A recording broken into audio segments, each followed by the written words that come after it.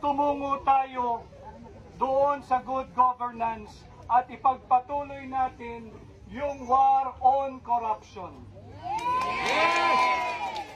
Importante ho itong midterm election ating singilin ang mga kalabisan ng kasalukuyang administrasyon, ang administrasyon ni Bongbong Marcos.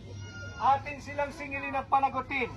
Nasaan yung 500 billion pesos na sinasabi ninyo flood control funds?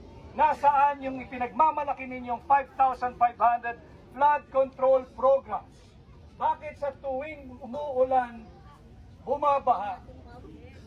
Dumating ang bagyong Karina, sinigundahan ni bagyong Enteng, ano po ang nangyari? Ang malaking bahagi ng Luzon, ang malaking bahagi, kundi buong bahagi ng Metro Manila ay nalubog sa baha. Hindi ho ba kayo napapagod sa ganitong uri ng pamumuhay? Hindi ka pa tapos maglinis ng putik at tubig ulan na pumasok sa iyong bahay, meron na naman putik at tubig ulan ulit na dala ng ulan, dala ng bagyo, dala ng habagat. Subalit ito po ang katotohanan, hindi po kasi nila ipinatupad yung totoong flood control programs at hindi po nila tinustos para sa benepisyo ng mamamayang Pilipino ang flood control funds.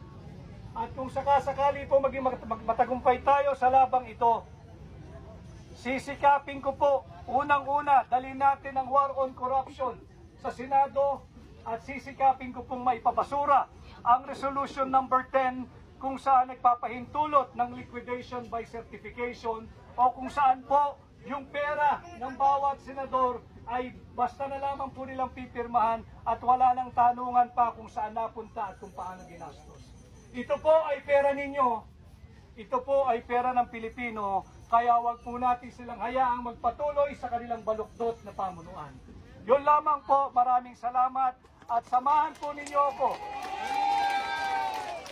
As I have said inside the COMELEC tent, let us not give up on our nation.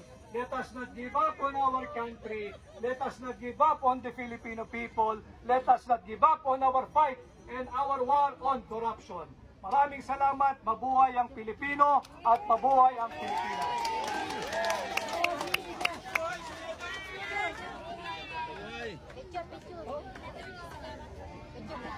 Ha? Kasama na!